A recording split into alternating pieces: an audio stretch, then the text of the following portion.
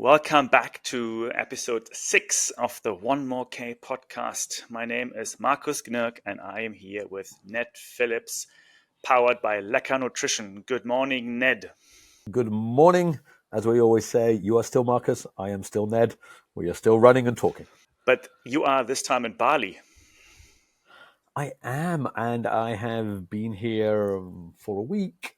It is always good here, doing plenty of different things, but always running, obviously, and have been running beneath the big volcano, and seems to give you some good Which soul one? and some good power.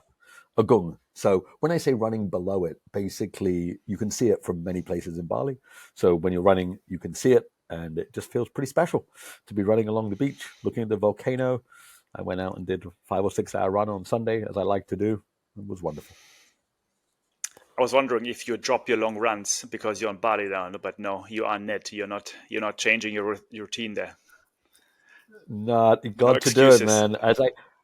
As I said, people had said to me, talking about discipline, people think I'm disciplined because I get up at 4:30 in the morning to run. That's not discipline. I do it because I love it. So I would not drop it no matter where I am. Actually, here Bali is picking up also in terms of trail running. There are more races now coming up again. There was a COVID break, but it seems like it's back. More races happening this year, as far as I know. If you, wherever you're listening to this from, if you are not familiar with Indonesia, the whole country is called the Ring of Fire.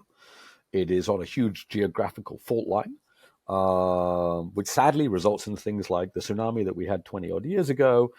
But one of the amazing things, it's full of volcanoes, and there's many amazing races here. So trail running is picking up, ultras are picking up. There are some of the toughest races. There's one up an island called Lombok called Rinjani, and I'm going to say it's the slowest time for any 100K of any race almost in the world, because as you run up in ash, and every step you take up, you slide back. So if you want, the Indonesian trail running is booming because it's one of the most wonderful places to do it. Yeah. I actually, just on the Rinjani piece, I'm always surprised how little it gets attention globally because it's such a tough race. And it should be considered as one of the toughest one, at least in Asia, maybe even the world, given this volcano ash. And I know a few people who did it last year, the Rinjani 100 miles. Oof. Absolutely brutal. Absolutely brutal. Yeah. I think it's like, so and you're right. Maybe it's just, as we know, marketing, but of course the famous Diagonal des Fous. So Diagonal des Fous in Reunion gets all of the press as one of the hardest, and I have no doubt that it is. But I think, and maybe we should check, but I think the times are longer, slower, and harder for Rinjani. You're right. The finishing rate in Rinjani is very low. I know a few Vietnamese runners who did it last year. Mr. Chung, he came second, I believe. And this year, I know a few people here also from Vietnam going to Rinjani. It's quite a Wow. track to get to Lombok. It's an island next to Bali. But I recommend everyone who looks for a challenge, check it out. It's really worth it. Yeah. 100%. But also, I think Bali, honestly, thinking about more now I'm back in my ideation brain already. It's also the perfect destination for this new thing called trail running tourism. Which is picking up like crazy. How many tourists are now choosing a destination because they can get a trail run in or a race in, not even just a trail run, a race in. This comes back to our point. This is the greatest time in this sport ever. We're going to talk today about new sponsorships, new things happening, the amount of people doing it. I mean, I was out running this morning, Marcus, just on the beach, just on a calm trail, and a group of people ran past with Bali Trail Runners t-shirts on. They were all out training, Bali Trail Runners training. There was many people out running. And as you're running, you're looking up at the volcano. So if you're a runner, what are you going to do? You're going to think, oh, wow, I could run up there. So you're right. I think in many places, Bali can be a little crazy, too much traffic. But if you take the time, look up, look at the volcanoes. I mean, look, you live in Vietnam, and every time I see pictures of people trail running in Vietnam, it is some of the best. Maybe we should do one day one more training camp somewhere in the mountains. You come up with What these do you say? ideas. Ned's trail running team, trail running camps. We're just sitting there dreaming of stuff to do. Anyway, long story short, you already took away what I wanted to cover in terms of the agenda today. Today we do have quite a bit of, we call it innovation updates, and then we cover the sponsorship side, more news happening, and of course we will go into the race recap corner before we wrap it up again with your beautiful drop of the day. So a question for you, Ned. How do you feel like if you using sunglasses during your running and you could see all your running stats on the screen of the sunglasses while running? I think it's a thing for many, many people. I I think for me, I don't know. I mean, okay, I look at my watch too often. Would I like to see it directly from my glasses? I don't know. But do I think many people want this? 100%. So I just came across Engo 2, which is a brand coming out on the market more and more now, which offers these sunglasses, super light, super, I guess, fashionable in the sense of sports.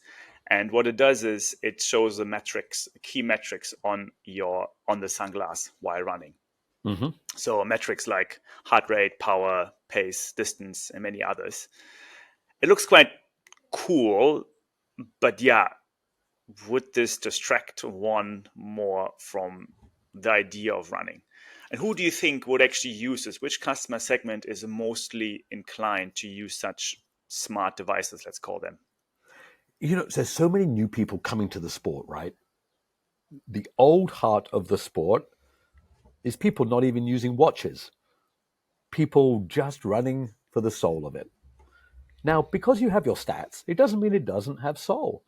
But I think as the sport gets younger, and I think the sport has got younger, typically the sport was 40-year-olds, 50-year-olds, and 60-year-olds. But now it's 20-year-olds and 30-year-olds who grew up with technology, who want to have everything in front of them. So I'm going to say, when you ask who wants to use something like Engo 2, I think it is the new trail runners, the people coming to this sport in their 20s and their 30s, being able to have their stats, live stream their stats, live stream their videos. And I'll tell you, Marcus, the other day, a friend of mine sent me a video from his Ray-Ban Wayfarers with camera Mm, inside. mm. It was amazing. I basically could see what he could see while he was trail running over a frozen lake in Montana. It was wild, man. And if I could have seen his heart rate and his stats while watching the live stream, I would have watched it. So hold on. There was a live stream of him running, and you can see it at the same time as he was running. Yes, It wasn't recording; it was a live stream. yes. Holy moly! Things are getting wild, man. So basically, I could just sit here and on a Sunday morning have my coffee and watch you running around your 6 hours in Singapore and Bali. If your life is that devoid of meaning that that would be entertaining for you, yes, you could. Or I could be on my, if I live in a city, I don't know, let it be a polluted city. We have many polluted cities in Asia. I go to my gym, I go on the treadmill, and I basically subscribe to your live stream feed. And I'm on my gym, I'm watching you running around the Bali mountains, and you earn $1 per kilometer from me. You know what? We should stop doing anything else apart from sit and talk. You come up with the ideas. We're going to hit jackpot here, my friend. Like these ideas, not that it's me. Okay. If would you pay a dollar a run to run with Killian, to be able to see what Killian when he's running over those ridges? We would, right? Yeah, I would.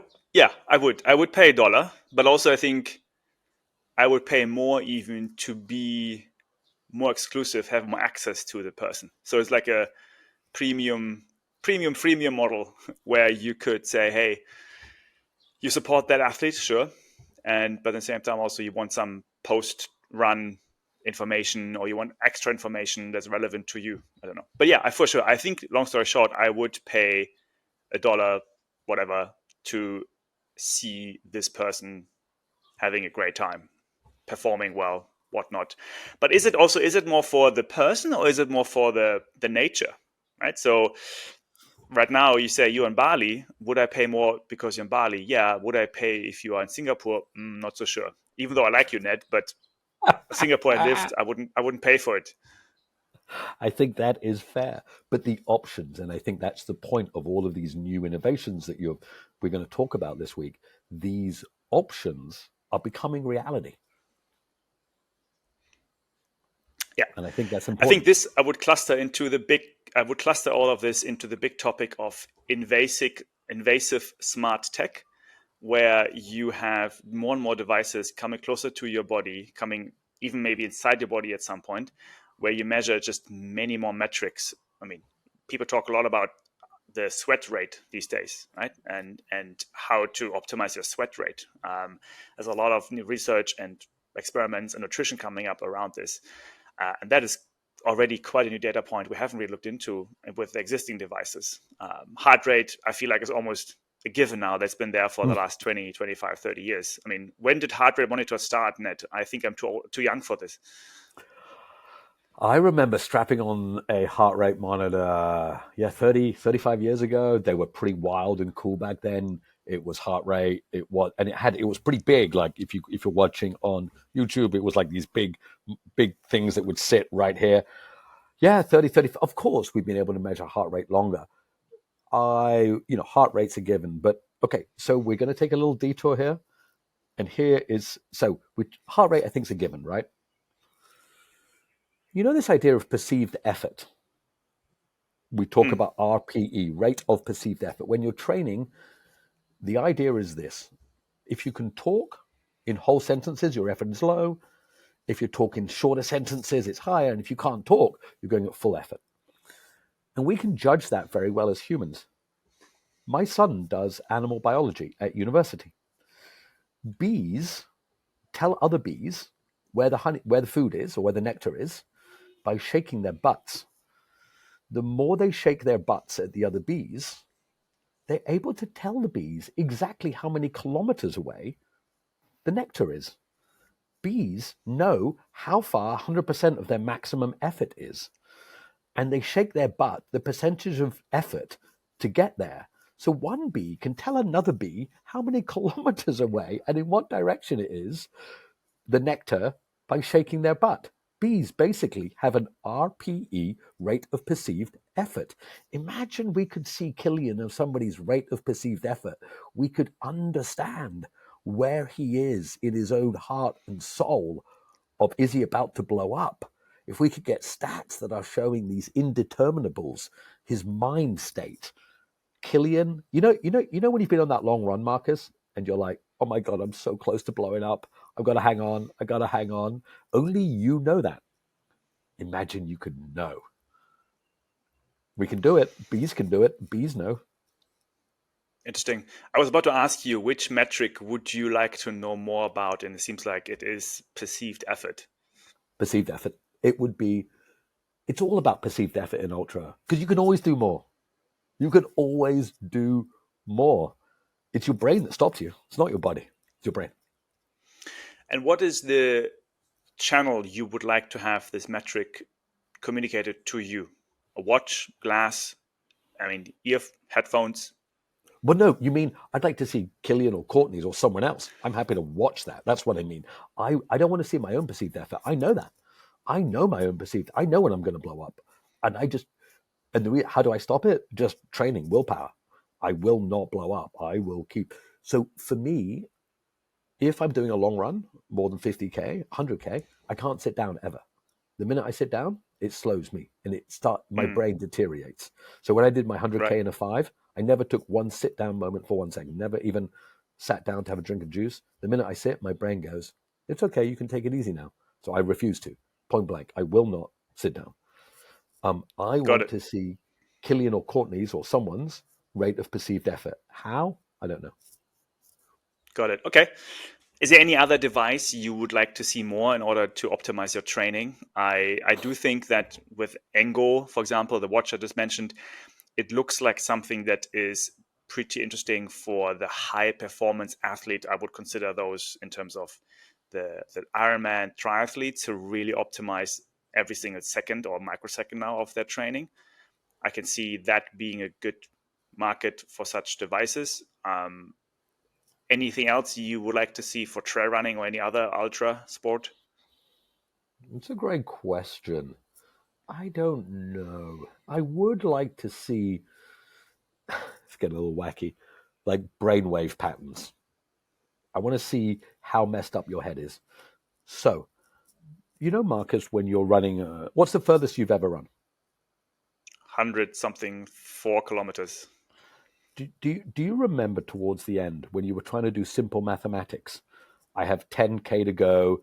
I have 83 minutes. What's 10 into 83? What's that? You know how you can't do simple maths towards the end of a long run? I would love to see stats on that brain deterioration. How lucid is the person? I want to understand the lack of lucidity, if that's the right terminology. Very interesting. I think in general, also just the impact on the brain cells. I mean, there is this high level research, or at least I haven't really digged into it much, is how does this affect brain cells? There are some people saying it does affect your brain cells and you actually replenishing them, and others are saying you're actually killing them. I don't know, maybe both are right or wrong, but that's one thing. And the other thing I would like to look more into is the thing of the microbiome. And I think that's an interesting conversation in other areas of health. I hear a lot these days, everything's about the gut, Mm, aka the microbiome. And I would love yep. to understand, how does ultra running affect the microbiome before, during, and after training? And how do you actually optimize your maybe training and racing with the right microbiome approach? Whether it's probiotics, prebiotics, different nutrition, different diets, I don't know. But I'm wondering the correlation there, the connection there. That's Because a I had that after my ultra, my long 100K. I did think my microbiome was a bit messed up, and I couldn't then produce enough amino acids to get my mood back in place. Which the ha. mood is basically endorphins and other hormones, and they are produced with the help of amino acids, which are coming from the microbiome. So all of these things fit together. And I'm unfortunate right now the best expert on this, but I'm curious to learn more about this in this long chain of events happening in ultra running and training. That's honestly is so interesting because in essence, we all know that you got to put things in your stomach to keep running. And I think running, when you ran 104K, you probably put in Coke and sugar and crap and different things. Is that good for your microbiome? No, I don't believe it is. Do I think ultra running is good for you? Yes, I do. But that's a great point. Is ultra running good for your microbiome? I think the answer is no. I always come back to the same fact. Is it good for your soul? I think the answer is yes. Do they balance? I have no idea. For sure. Okay. I mean, again, to the audience out there listening, we appreciate your input on this. We have already received some of those innovations from you, so please let them come our way. We appreciate your input, and whatever you see happening out there is really appreciated. On the next big announcement, it was last week, slightly more from the tech world, but I'm curious to hear your thoughts on this, how the world works in the ultra world. OpenAI launched the text to video application called Sora, making now possible to create the most real and beautiful videos I have seen a machine can do so far. 6 months ago, Will Smith was eating spaghettis. There was also AI created and looked pretty horrible. Now they're actually able to make these beautiful drone shots of, you know, various parts of nature. They can create videos of Christmas markets, of animals. It looks absolutely real. Just by writing one prompt, text to video, sorry, and you have this video. How do you think this will affect trail running, ultra running, if any? And remember, this is the worst it's going to be. It's only going to get better. So what we saw, and I actually last night was spent half an hour looking at Sora. So it's called Sora, Sora OpenAI. Blow your mind away, people. And we can't use it yet. Only a small group of beta testers, so it's not open to the public. Just go onto YouTube and put in Sora. I don't know if you saw the old man in a Paris cafe. Somebody wrote "old man in Paris cafe" and it had with a gray beard, and a red beret. I mean, it was a real dude. Like, it was wild. So how does I think it affect trail running? Let's say we wanted to make a trail running movie. You don't need to go to the trails anymore. You just type in trail runner running through gorgeous mountain, running fast in an ultra race, passing another competitor. You'll get that. You don't need. So the question is this to Billy Yang. So, Billy, if you're listening, I'm sure you're not, but I'd love it if you were. I'd love to hear your views because you're an exceptional filmmaker, Billy. Does this change your world? So that's what I think. I love film documentaries of trail running. What do you think, Marcus? Is it good enough now? It's only 1 minute long right now. So right now it's quite short. So you can't make a whole. But is it good enough to do a convincing trail movie? I think that it is for now a tool for many to use, whether it's video makers or brand owners. It's a tool that basically makes things easier. Do you now need to go up the mountain and do a drone shot? Probably not. You can just type it into AI, you get that shot. Can you or can AI create human stories, and can AI make an interview authentic and realistic? I don't think so right now. So I think as a video maker, for example, you have to up your game in order to really bring out those amazing real human stories. And you use AI for all the more basic stuff that you still need to have in your video. You know, you have these trail running videos, you talk about Billy Yang or others, they have these amazing shots of people running in the mountains. I mean, those I think you can just get. But if you, Ned, and you and I just talking right now to each other, I think that is still impossible for an AI to recreate. All the ideas we have right now, all the emotions about you having emotions for Laz and I have emotions for ideas, I'm not sure those things are recreatable by AI at the moment, at least. So it's a tool, and you need to just focus more on what can you do as a human to deliver to the world. You told me not to watch the Super Bowl, but you said watch the advert within the Super Bowl. Watch what it does. And the point was this the counter trend, as we push more towards AI, humans push against, I'm not pushing against AI, but we want to see human stories. Your point is we want to see real human stories, like real things, like real, hey, this is me. The message someone says, oh, you mean you want to show you're not a robot? I'm like, bing, that's it. That's it. Prove you're not a robot. Nothing wrong with being a robot. Nothing wrong with AI. I'm not against it. But your point is correct. How long, Marcus? And we're not a tech show. How long until AI can do this? What we're doing, what me and you are doing now, free flow conversation with these feelings, knowing that I love Laz and you love ideas. I think that's quite a way off. Yeah, I think in this case we would, I don't know the number, but there needs to be X amount of hours being fed into the AI of you and me talking and having our faces out there. And this number, if you are doing 100 episodes, maybe then there's enough data for the AI to do it. But right now, I think it's not possible. Yeah, Well, I'd like to I mean, believe. considering we already get like at least 1 million views a week, I mean, surely it'll be soon before it'll somebody will replicate us because of our Z grade celebrity status in the trail world. Wow, what did you have this morning in your coffee? Huh? Yeah. Hey, But just I've been. my last Go on, go on.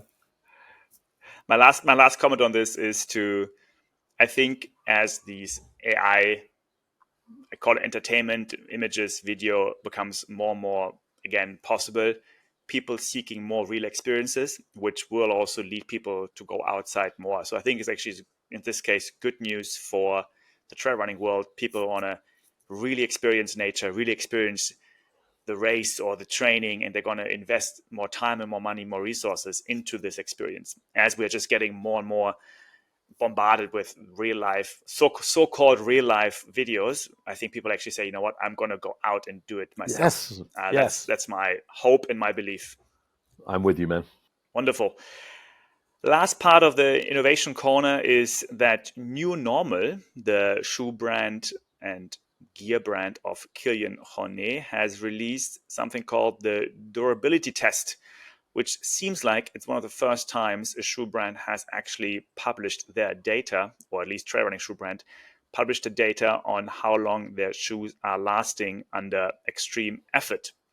So have you read the stats? Have you looked at the... I've looked at some, and it's for their new. Well, it's and what I noticed, it's only been 2 years. I'm not quite sure how to pronounce the shoe. Kurjag. You do you know how to pronounce the name of the shoe correctly? Chirag? Yeah. Yeah, I think we're on the same page here. What did you Yeah, take away from it? the shoe, basically, it's, again, they are looking at how long does the shoe last, and so they ran it for 1,100 kilometers, and comparing it from 0 to 25 to 256 to 756 and then 1,100 kilometers, and basically showcasing, hey, how does everything changes. And I am going to put up the screen here, so anyone who is watching on YouTube, please have a look. But you can pretty much see how, yeah, of course, it's beautiful at 0 kilometers, but at 1,100 kilometers, they say there's no more cushioning left, loss of the midsole, and no more grip is there, and there are quite a bit of holes and cuts in the midsole as well. I think it's not really about what's happening after 1,000 kilometers. I think it's more about the approach that Kilian and the brand are taking to be more transparent about their gear. And I think that New Normal exactly. is already claiming to be a sustainable brand. They are a CO2 neutral brand, carbon neutral brand, and this is just another part to them being, I guess, authentic and responsible. The old benchmark was 500 miles, you should get a new pair of shoes. So every 500 miles you put in, you should. Now you don't have to, obviously, but on average. So it's not surprising once they get to 1,000K, it's kind of worn out. That number has always been bandied around. But again, coming back to our point that we were just talking about, AI, transparent, human, honest, open. That's the trend. Say it as it is. My shoes, and I did read the article enough to know, Kilian says his shoes after about 1,000K. Then he says, what do you do with your shoes afterwards? So they have like a return and recycle, or they have a repair. So then saying, don't just throw them in the bin and move on or buy a new pair. Let's see what else we can do. And I think this will work really well for New Normal. Yeah. It is about creating trust.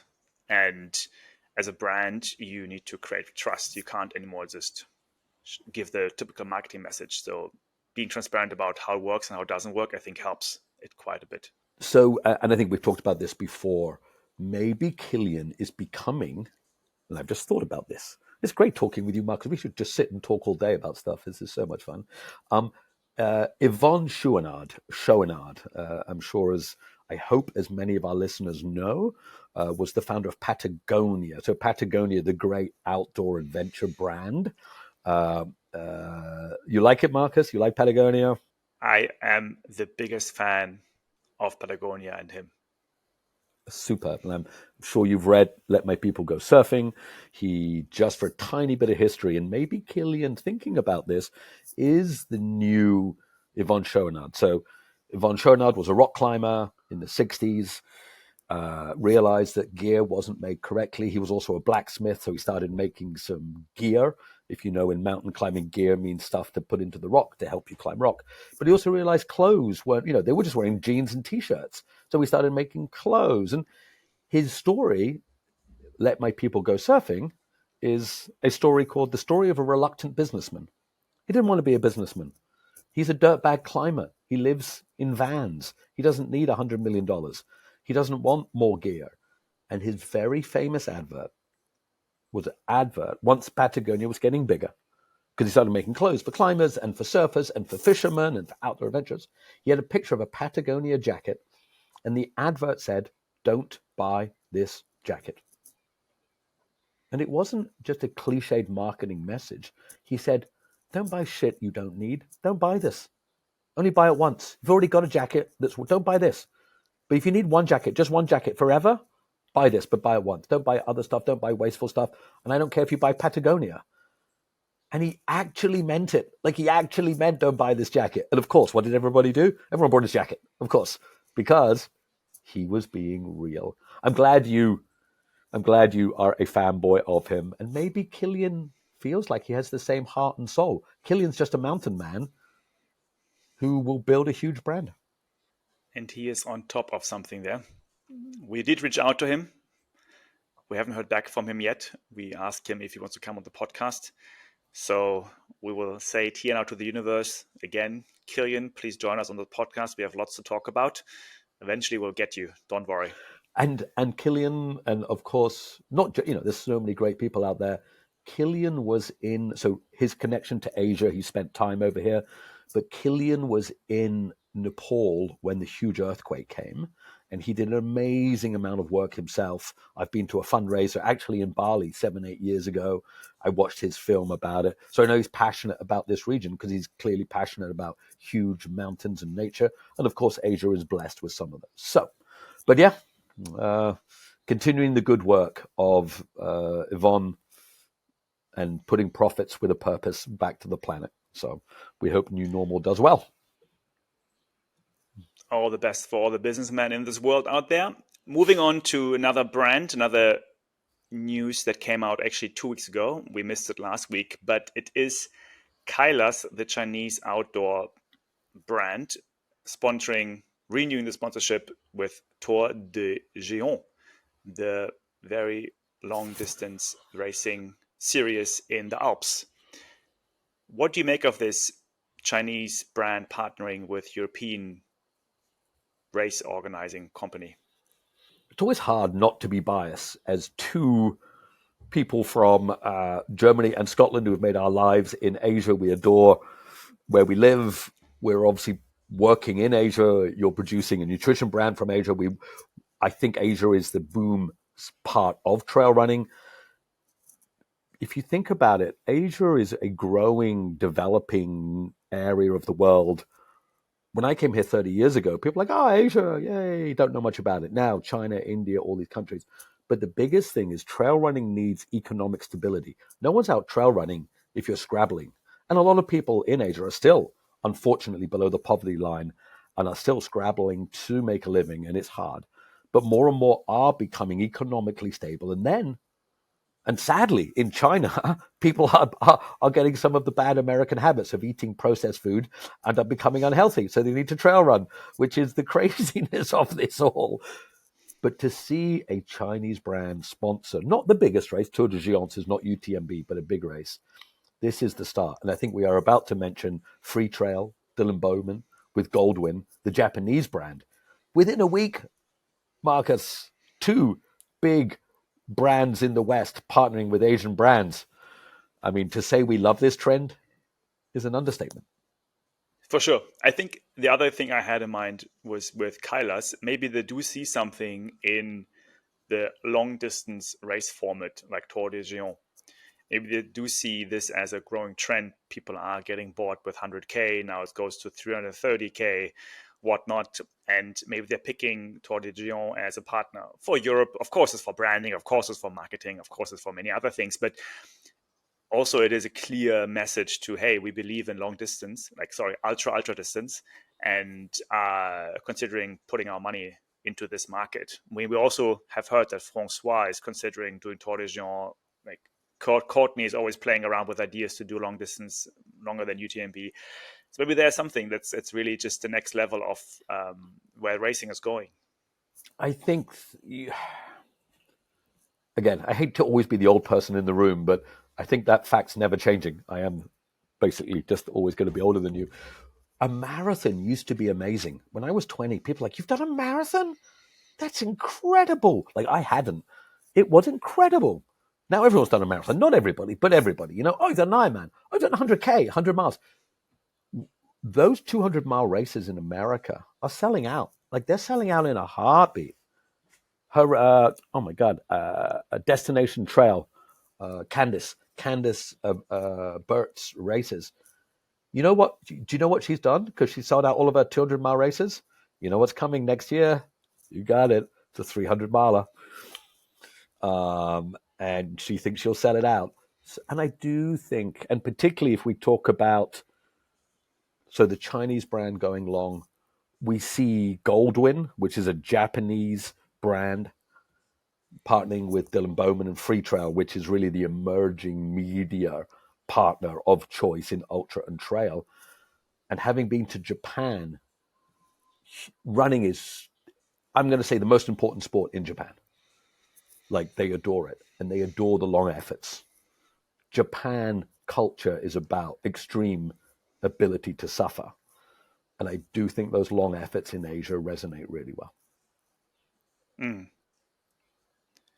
Certainly very interesting. I'm still right now, if I would choose why it's happening, it's just that these brands have gained so much momentum and have grown quite a bit that they are now looking to expand to the West. If I would choose one key objective, it's less about Tor des Geants or Free Trail looking to move to the East. I think it's more the East expanding to the West. That's my 2 cents. And I think you're right. But obviously, 10 years ago, no one cared anything about trail in Asia. We couldn't get $1 in, we couldn't get $1 out. There was no trails, there was no races. We're in the most amazing position. So you're right. I think your point is right. That is the way. But it's just the fact that that is open now. Runners will come. That path of money flow, of runners, of business is a thing, which is fantastic. Who would have thought? Yep. Asian brands growing. It's awesome. Well, covering quickly some European news, which is the Finnish watchmaker Suunto is partnering up with UTMB, who we all know, and they are becoming the official watch partner of UTMB. Interesting enough about this announcement, just double clicking on it, is that now the partnership is mainly about the ability to load certain course details onto your Suunto watch, checkpoints, elevations, more details basically than other GPX files, which again, what does it tell us? Runners seem to care more about all these details while they are racing. And now having more information on your watch while you're running, in this case on the Suunto watch, seems to be an advantage, or they think is going to be an advantage and a good selling point to the runners. It tells us more data while you're running. I don't want to come across as the UTMB basher, so I'm going to choose my words carefully. Are you saying if I'm wearing a Koros and someone else is wearing a Suunto, they have more data than me? Officially, yes. The announcement does not say others don't have the data, but it does say that Suunto has specific data tailored towards the UTMB runner. I'm sure that Koros could do something similar, but that's a Koros team doing it. But in this case, it seems to be UTMB and Suunto doing it together. I am such a believer in business. It's never about saying others can't. It's about, so as long as Koros or Garmin could do it, if it's that data's only available to Suunto, yeah, and I'm not the biggest fan of that.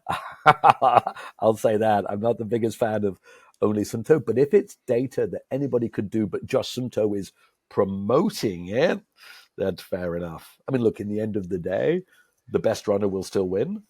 But interesting. So let me read out the announcement. So it says, Suunto says that anyone with a Suunto vertical or Suunto race watch can download specific and tailor maps for any of the 41 UTMB World Series events, including the UTMB Mont Blanc finals. The maps are available in 3 different styles and come preloaded with landmarks, contour lines, water paths, and terrain variations, as well as markers for all of the official checkpoints on each race. So the technology will prove most useful for runners wishing to check out the route in advance on reconnaissance runs, and also stay on track on race day and be informed about what's ahead. So it does sound like it's tailor-made for Suunto. I mean, I suppose Koros could go out and do it too. I would. Can you imagine? There's 2 people racing and one gets lost and one doesn't, and then the Suunto person's like, "Well, I had that data," and the other person's like, "Well, I didn't have that data." I mean, look, the world isn't fair, right? Actually, that's not true. Fair's a mirage.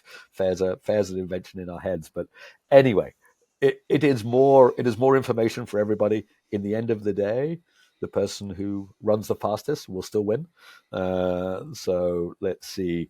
I tell you what, at some point, Suunto or not, we're going to have to guess who's going to win UTMB at some point anyway. So This is just reconfirming my point from earlier that more data is coming to the sport and athletes have more choices and need to decide as well for themselves what data they need to perform better. And I do think that there will be significantly differences being made in race times because of data. hold on, stop. I'm interested in this. You think people with better data will get better race times? I do think that the more comprehensive approach of training and racing, where you have more data, will probably make you a better runner. That's fair. That's fair. Now, here's the point. Courtney is never on Strava, doesn't claim to have a watch, or I did notice she's with Suunto, never shares her data, claims never tracks her data, says when she every day she wakes up and just chooses to run, whatever, and comes home and has a beer and has some candy and a pizza and is crushing. Is she the outlier, or is your soul and happiness and free spirit, or are we becoming a world where our sport is becoming professionalized? Well, I suppose it is. I hope not. Then the question is, that's also a fair point. Up until what distance does data make a difference? We know, we know for a fact that in Ironman it does make a bit of a difference in training, especially. But maybe up after 100k, 200k running, the difference is negligible, and we don't anymore see any advantage through data. So maybe it's only up until 50k, 100k, I don't know, and then at some point it just evens out. Somebody who uses a lot of data, and I saw his stats. And maybe did you share it with me? I think it was Alexander Sorokin. His crushing 384 kilometers a week, and he has all the data and the stats. He's averaging like 420s. He's getting so close to 200 miles in 24 hours. He just missed the other day. I think he got to like 198. And that must be data driven. He has to know down to the last, because every second he saves per kilometer is super important. So I think we can say even up to 200 miles, data is important. But look, we're also all unique. Courtney's amazing and doesn't seem to need data. Alexander Sorokin is amazing and seems to need data. That was crazy, that data you shared of his. And Killian is also known to be really deep into his data and his spreadsheets and his analysis. So he's also really looking into this part quite a bit. And I'm wondering if we ask him the question, what else would you like to see, what his answer would be like. Well, one day he's going to be on the show, so we'll find out. But did you see sometimes he posts his training session? The one that I don't know if you follow it is when he's like, "Hi everybody," he does like a little video. I'm going out for a training session. His wife, the great ultra runner as well. Oh my god, I forgot her name, but I'll remember Emily Forsberg. Emily, yep. He says, "I'm going out for a training session." Great. He's like, "Yeah, I'll be about 2.5 days, not quite sure, going out for 40 or 50 hours in a huge loop in the Norwegian mountains." And I'm like, "That's gold. Let's go. I want to do that. I want to head out for 40 hours randomly through the mountains." And if you see his gear and he has his bars, we need to give him some Lecka bars to keep him out there for another few hours. But then you're right. You get to see his data, like he will share it. And I love it. It's amazing to see. So look, more data the better, just not for everybody.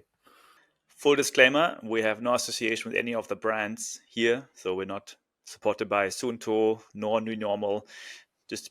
We're just chatting on the podcast, FYI.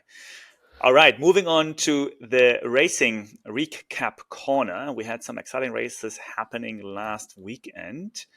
One of them is the famous Nine Dragons in Hong Kong. Back to Hong Kong, Ned. 50 miles, 50K. 50 miles on a Saturday, 50K on a Sunday. You can choose to do either the 50 miles, you can do the 50K, or you can do both, and your combined time is. And so we'll see here in the 50K, Stingray, who used to be at the North Face team, went out and crushed it. Great to see a Filipino runner there doing incredibly well, coming through.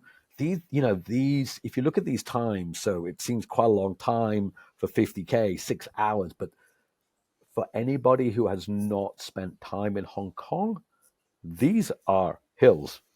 These are steep. It's no messing in Hong Kong. Like 50K, 50 miles, it's going to batter your legs. So great to see deep, good fields in this unique race format. For sure. I think what's noteworthy is, Stingray already mentioned. He is based in Hong Kong.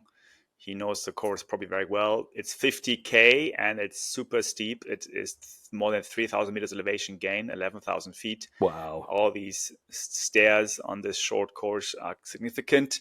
So he is fast. He knows it. He can do it. Anthony is actually a friend of mine based in Boulder, Colorado, who Ah, came second on the hard race. Remember, we talked about that race a few weeks ago in yep. Hawaii. And so he came now to Hong Kong. And yep, it's good to see the global elite battling itself out here. Again, it's what we saw happening in the Hong Kong 100 race, I think, recently, where also Americans and the locals were having a good time. This time it's Anthony and Stingray, and clearly Stingray was faster. But also the Indonesians were there. Quite good to see that Rizky was coming from Indonesia and coming third. So I love to see always these podiums where various nations are represented. It just shows how this world of trail running is moving together. On the 50 miles, it is the locals dominating it clearly. And we had the top four were all local Hong Kong runners who are crushing it on the 50 miles course. But interestingly, if you go to the 50-50 solo, so go into the top and you'll see the 50-50 solo, what you will see is none of this was local. Look at this. Now, this is 50 miles. Christian is based in Hong Kong. Sorry. Okay. And look, to be fair, Solomon, who came fourth, is also based in Hong Kong. But if you look at the nationality, Denmark, Ukraine, Netherlands, Switzerland, Nepal, Philippines, Australia. So these are you do 50 miles on the Saturday, 50K on the Sunday, and the combined time. And look, you're right. I'm not sure who the second, where they're based. Wow, from Ukraine. Awesome. Maybe based in Hong Kong. So a lot of expats based there. But it shows that we have the theme of today's show, East meets West in trail running. We have an amazing field here, either based here. We have brands coming together here. It's great to see that. For anybody who's listening to the show, what if you ever get the chance to race in Hong Kong, to be up the biggest mountain, climbing steeply, particularly at night, and staring down into Hong Kong Harbor, one of the greatest, vibrant cities in the world.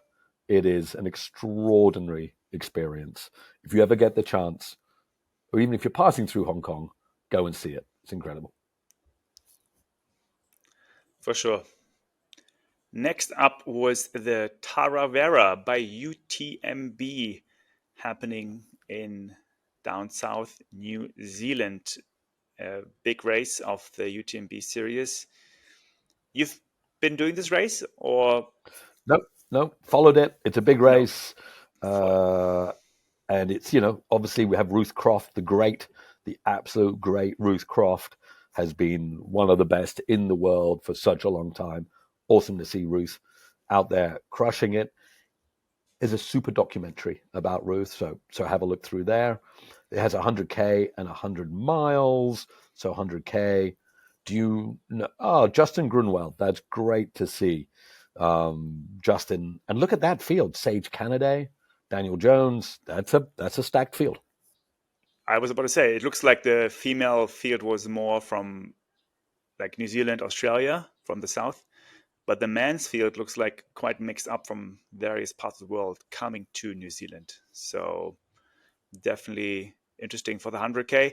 For the 100 miles, you said some friends are running. Well, Sam, of course, you guys know I'm a backyard junkie. Sam Harvey, the great. Now, anybody who has run more than 100 yards at backyard is a great. Sam Harvey has run 101 yards. I think he's gone over 100, I believe, twice. And Sam, I think, thought of himself as a long distance slow runner, and he came second at this. So he had speed too. So I was excited. That was the one result I noticed. I was excited to to see that. Yes, just to mention the winners here, we had Adrian McDonald coming first from the US. Sam, as you said, from New Zealand comes second. And then Mike Carroll from Australia came third for the 100-mile male. And on the female side, we had Konoka Azumi from Japan and Awesome. Chantel Smith, Australia, Chrissy Faber from my country, Germany, coming third. Very Awesome. good. Nice. And a shout out to our friends from Ironman. We also had the Ironman 70.3 here in Thailand in Bang Saen, which is always an exciting race for the local Ironman community. I know a lot of friends from Singapore and Hong Kong and whatnot flying to Thailand for this race. It's a big one on the Ironman Southeast Asia calendar. Amazing to see. I think I spent 10 years in Ironman, and there was 1 or 2 races in Asia 10 years ago. I think I had a quick look. There's like 15 70.3s in Asia alone. Great to see this. Thailand is a super place for racing. And one of the great triathlons, the Phuket Triathlon, which has incredible history. Thailand has been a hotbed. And for all of you in Ironman, one of the legends, Jürgen Zach, who probably the greatest Ironman never to win Kona, a absolute killer on the bike, like all Germans are. Marcus, I don't know how good you are on the bike, but assuming you're German, I'm going to assume you're amazing on a bicycle. We have had from Sebastian Kinley to Jürgen Zach to Norman Stadler. And Jürgen's been based in Thailand coaching, and the Phuket Triathlon, one of the original generation triathlons. So great to see more 70.3s and more endurance racing in Thailand. It's a fabulous place. Yeah, it's great also to see the training camps because I think it really gives the regional young talent a place to go and train with the best. Otherwise, where else would you go? Here, staying in Malaysia or Vietnam or so on, I think you need to train with the people who are better than you. And having this Phuket training camp is a great chance to really be beaten up in training. 100, and just on that, so Jürgen Zach, one of the greats, training and living in Thailand. I'm in Bali right now, and my friend, his daughter, 13-year-old, is doing a lot of, she's very good, but 5th ranked in Indonesia. She's kind of a young British girl going to school here, is getting trained by Michael Klim. Michael Klim, who you may not know, was one of the great swimmers from the 80s and 90s, Olympic medalist. He was kind of Michael Phelps before Michael Phelps, and is training and living in Bali. So Asia is becoming a place for people who like the heat and like hard training. If you're a former great athlete and want a new life, a new world, come and live and train in Asia. It's amazing. We're only missing then a trail running training camp. And I think I did mention earlier something like a 1K training camp. Anyway, but I think it's a matter of time until we see also these ecosystems coming together. Like we have already Boulder, we have, of course, Chamonix, we have other places in the Alps. We don't really have yet, maybe only Chiang Mai, but it hasn't really been on the map. We don't have yet a place where the trail runners mingle. It's still a bit more clustered in different parts of Asia. Correct. All right, now we're going to have a special section, which is the last fanboy, Ned, is going to share a bit more about what is going on with Lazarus Lake, the founder of Backyard, and the Barclay Marathon. Thank you. And for indulge me, I'll keep it to 1 minute. Lazarus, the great man, is old. And as he's written, it's his last great adventure. I hope it's not. He'll have many more. Laz was a great ultra runner in the day. A few years ago, he walked across America, and he's doing it again. He's in his 70s. He's been having some surgeries. His body is slowly breaking down, but he's been training. And every other day, he walks 10, 15, 20 miles in the winter of Tennessee to toughen him up. And just if you love great writing, at the end of his day, he writes small poems about being old and walking and soul and life and adventure. And he's a wordsmith. It's beautiful. And Laz has been having some tough times recently. So drop him some love. Go to Facebook. Follow his poems. He's a master. And this year he will walk across America. And if you're listening to us in America, you can join him for parts of the walk. So please do. It's amazing. We're sending a lot of love from Asia to Laz, one of the greats of the sport. And I heard you saying that you are quite inspired by him also to write up your weekly drops of wisdom and inspiration, how we call them. So you might become the next soul of backyard running in Asia, Ned. I don't know, but why don't we jump into it? And I will give my weekly drop, if that's okay. Okay. Ned's drop. This week, we're going to talk about eating. All the things I have eaten in an ultra. I was chatting with a friend. He was asking, how many Snickers can I eat an hour while running? Made me think of the old phrase, an ultra is an eating competition with running as a side event. If you are not good at eating, you can't run far, or at least not really far. So you have to eat. But what have you eaten in an ultra? Me? Lots. Let's start with the obvious. Gels. Not sure they are food, but they can be. Bananas. Like a solid gel in a yellow packet. Watermelon. I didn't eat a whole one. Wait. Well, maybe I did. Cup noodles. Late at night. At a garage. Spilled half of it on the floor. Tasted just as good off the floor. Mashed potatoes. Always yum in my tum. A Big Mac at K 186 of a 213K run. None of it stayed in.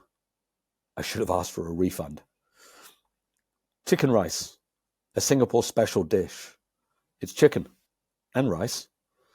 Sitting in a food court, soaked at sweat, 30 hours into a run, dripping into my food. People moved away from me. I don't blame them. Ice cream, lots of it. I live on the equator. It's hot. Ice cream is like fuel with ice in it. It cools the engines. Beef jerky at hour 30. I chewed it till hour 31. Pasta doesn't work for me. It always ends back on the road. I could go on. I've tried to put everything in. It's a magic part of our sport. You get to practice eating. What other sport has that? You get fit by eating. The more you eat, the further you go, the fitter you get. You eat to get fit. Greatest sport in the world. Get out there and eat. Ned. Thanks, Ned. I was visualizing quite a few of those things while you were reading it out. I will keep those thoughts to myself. I was talking to a friend, Aram, if you're listening, that was you, and he's kind of running a lot, but new to running, and he was like, how many Snickers can I eat an hour while running? And I said to him, well, look, here's how it works. Eat them till either your stomach hurts or you throw up. That's the right amount. That's the test. That's for sure. So I thought, I wonder how much else I could eat or write about. So if you're thinking about ultra and it is a question, you've just got to practice. Try many different things and you'll find out what works for you. Very, very true. To all of you, thanks for listening this week. We appreciate you joining our journey. We appreciate you being part of our community that's growing quite a bit, seeing more downloads, more feedback, more thoughts coming our way. It's amazing to see the One More K community growing all over the world. Thank you, Ned, for being part of this. Episode 6 is in the box. And for everyone out there, go to YouTube, go to all the other platforms, whether it's Spotify, Apple, or of course Twitter and Instagram, where you can find more information about our podcast. Thank you, people. Lots of love. Thank you for listening, and we'll see you next week on episode 7. Take care.